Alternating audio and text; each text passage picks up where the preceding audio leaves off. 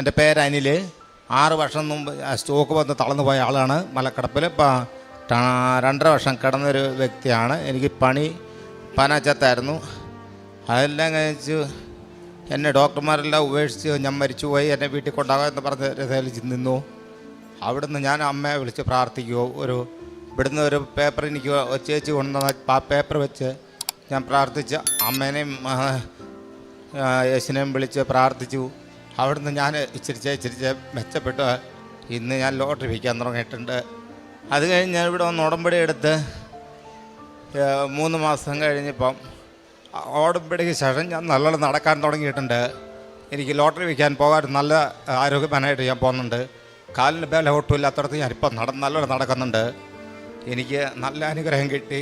എൻ്റെ ജീവിതത്തിലേക്ക് ഞാൻ ഇനിയും മുന്നോട്ട് വരുമെന്ന് ഞാനും നല്ല രീതിയിൽ മാതാവിനെ വിളിച്ച് പ്രാർത്ഥിച്ച് വരുമെന്ന് എനിക്ക് നല്ല ആഗ്രഹമുണ്ട്, വരുമെന്ന് പ്രതീക്ഷയുണ്ട്.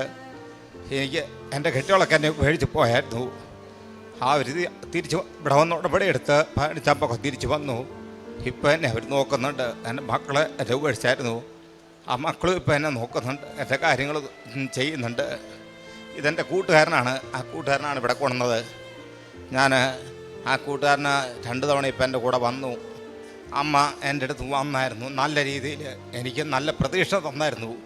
ഞാൻ ആ പ്രതീക്ഷ വന്നു കഴിഞ്ഞപ്പോഴത്തേക്ക് എനിക്ക് നല്ലൊരു പ്രതീക്ഷ എനിക്കും ഉണ്ടായി. അമ്മ എന്നെ എല്ലാവരും ഉപേക്ഷിച്ചാലും അമ്മ എന്നെ ഉപേക്ഷിക്കലാന്ന് എനിക്ക് നല്ല പ്രതീക്ഷയായിരുന്നു.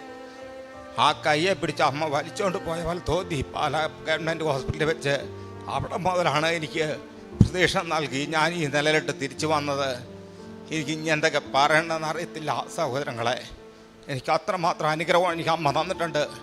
ഇനി എനിക്ക് ആ അനുഗ്രഹം കിട്ടുമെന്ന് ഞാൻ പ്രതീക്ഷിക്കുന്നു. എൻ്റെ വലത്തെ കൈ കൊണ്ടുപോയി ചോറ് പോലും ഭാരത്തിലത്തെ കയ്യിൽ ഈ മൈക്ക് ഇപ്പം പിടിച്ചിരിക്കുന്നു. ഒരു പ്രതീക്ഷയിലായിരുന്നു ഈ മൈക്ക് ഇങ്ങനെ നിൽക്കുമെന്ന്. അത്ര അനുഗ്രഹം എനിക്ക് അമ്മ തരുന്നുണ്ട്. അവൻ്റെ നാമത്തിൽ വിശ്വസിക്കുന്നവർക്കെല്ലാം കൃപയ്ക്കുമേൽ കൃപ. യോഹന്നാൻ 1:16 വിശുദ്ധ ഗ്രന്ഥത്തിൽ തിരുവചനങ്ങൾ അരുളി ചെയ്യുമ്പോൾ ഇന്ന് അനിൽ എന്ന ഈ മകൻ തൻ്റെ ജീവിത സാക്ഷ്യം പങ്കുവയ്ക്കുകയാണ്. താൻ ഒരു ചെത്ത് ആയിരുന്നു.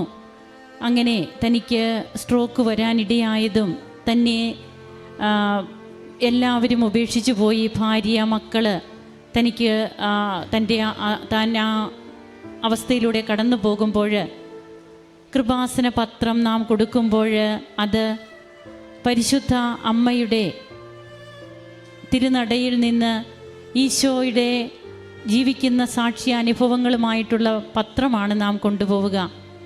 അത് അമ്മ തന്നെ നമുക്ക് നൽകി നമ്മെ വിടുകയാണ് ആ ക്ഷണക്കത്തുമായിട്ട്.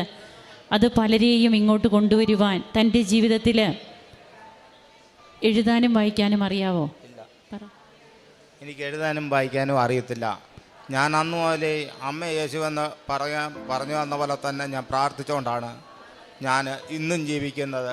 അന്ന് മുതൽ ആ വിഷമം എനിക്ക് ഇനിയും മാറി വരുന്നതാണ്. എനിക്ക് ഇന്നും നടുവിന് നല്ല വേദനയുണ്ട്. അച്ഛൻ്റെ ധ്യാനം വായിക്കാറിലാണ്, മൊബൈലിലാണ് ഞാൻ കേൾക്കുന്നത്. ആ ധ്യാനം എന്നും രാവിലെയും വൈകിട്ടും ഞാൻ കേൾക്കാറുണ്ട്. അപ്പോൾ ഇവിടെ തനിക്ക് എഴുത്തും വായനയും അറിയില്ല. എന്നാൽ മാതാവേ ഈശോയെ, ഈ 2 നാമങ്ങൾ ഈ മകൻ വിളിച്ചു പ്രാർത്ഥിച്ചു. പിന്നീട് ഇവിടെ വരുന്നതിന് മുൻപ് തന്നെ ഉടമ്പടി സാക്ഷ്യങ്ങളും അതുപോലെ തന്നെ ബഹുമാനപ്പെട്ട VP ജോസഫ് അച്ഛൻ്റെ ആരാധനകളുമൊക്കെ മൊബൈൽ വഴി കൂടുവാൻ തുടങ്ങി. അതിനുശേഷമാണ് തനിക്ക് മാതാവിൻ്റെ സാന്നിധ്യം അനുഭവപ്പെടുന്നത്. തന്നെ ആ കട്ടിലിൽ നിന്ന്, ഹോസ്പിറ്റൽ ബെഡിൽ നിന്ന് മാതാവ് വന്ന് കൈക്ക് പിടിച്ച് തന്നെ വലിച്ചുകൊണ്ട് പോയി എന്നാണ് ഈ മകൻ പറഞ്ഞത്. അതോടുകൂടിയാണ് താൻ നടക്കാൻ തുടങ്ങിയത്. പിന്നീട് വന്ന് ഉടമ്പടി എടുത്ത് പിന്നീട് ഇന്ന് താൻ ഒരു ലോട്ടറി വിൽപ്പനക്കാരനായിട്ട് തൻ്റെ ഉപജീവന മാർഗത്തിനുള്ള വക തനിക്കിന്ന് സമ്പാദിക്കാനായിട്ട് അതിനും അമ്മ തന്നെ ശക്തിപ്പെടുത്തി. അങ്ങനെ എല്ലാറ്റിലും ദൈവം, അതായത് ക്രിസ്തുവിൻ്റെ നാമം വിളിച്ചപേക്ഷിക്കുന്ന ആരെയും ക്രിസ്തു ഉപേക്ഷിക്കില്ല. അവൻ്റെ നാമത്തിൽ വിശ്വസിക്കുന്നവർക്കെല്ലാം കൃപയ്ക്കുമേൽ കൃപ.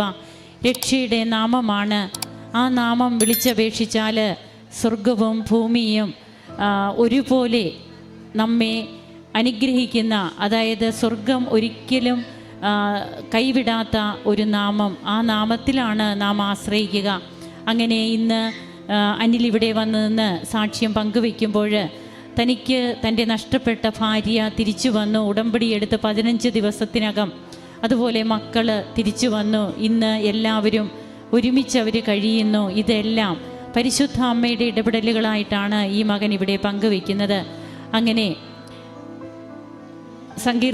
സങ്കീർത്തകൻ പറയുന്നത് പോലെ നിൻ്റെ കണ്ണീർ കണങ്ങൾ ഞാൻ കുപ്പിയിൽ ശേഖരിച്ചിട്ടുണ്ട്, അവ അവിടുത്തെ പരിശുദ്ധ ഗ്രന്ഥത്തിലുണ്ടല്ലോ. സങ്കീർത്തനം 56:8 തിരുവചനങ്ങൾ അരുളി ചെയ്യുമ്പോൾ നാം വിളിച്ചപേക്ഷിക്കുന്ന ജീവിക്കുന്ന ദൈവം, ആ ദൈവത്തിൻ്റെ സാന്നിധ്യത്തിലൂടെ നമുക്ക് കിട്ടുന്ന ദൈവാനുഭവങ്ങൾ അവ കൃപയായി നമ്മുടെ ജീവിതത്തിലേക്ക് വീണ്ടും പകരപ്പെടുകയാണ്. അനേകർക്ക് കൃപയായി പ്രചോദനമായി പകരപ്പെടുകയാണ്. കരങ്ങളടിച്ച് നമുക്ക് ദൈവത്തെ മഹത്വപ്പെടുത്താം. യേശുവേ നന്ദി, യേശുവേ സ്തുതി.